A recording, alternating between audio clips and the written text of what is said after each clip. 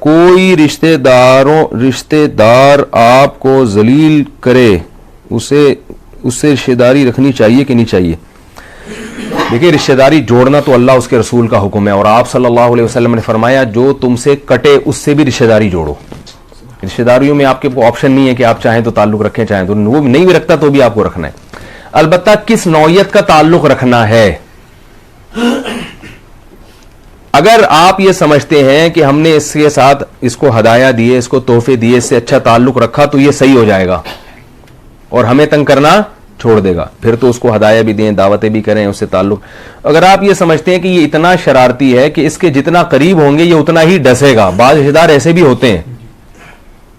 کہ وہ الٹا ہی جو ہے نا اور پھر اور بوجھ بڑھے گا،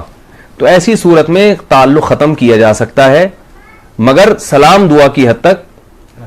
تعلق رکھا جائے۔ اسے کبھی کسی چیز کی ضرورت پڑ جائے تو آپ پہنچا دیں، دوستی نہ رکھیں پھر،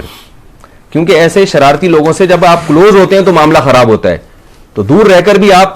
صلہ رحمی کر سکتے ہیں، کوئی میت ہو جائے تو آپ فون سے تعزیت کر لیں، بھائی بہت افسوس ہوا ہے، لیکن بس فون ہی پر افسوس کا اظہار کر سکتا ہوں میں، کیونکہ میں آ کے آپ کے ہاں تعزیت کروں گا تو پھر اور زیادہ افسوس ہوگا، ٹھیک ہے نا، کچھ ایسے حالات پیدا ہو جائیں گے جو ماضی کا تجربہ ہے۔ تو بالکل ختم نہیں تعلق کیا جائے، اس طرح سے اس کے ساتھ جو ہے وہ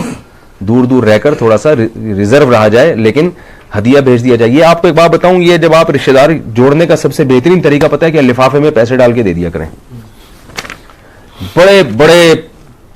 ایسے جو سانپ بن کے آپ پر مسلط تھے وہ انشاءاللہ کیا ہو جائیں گے، ٹھنڈے ہو جائیں گے۔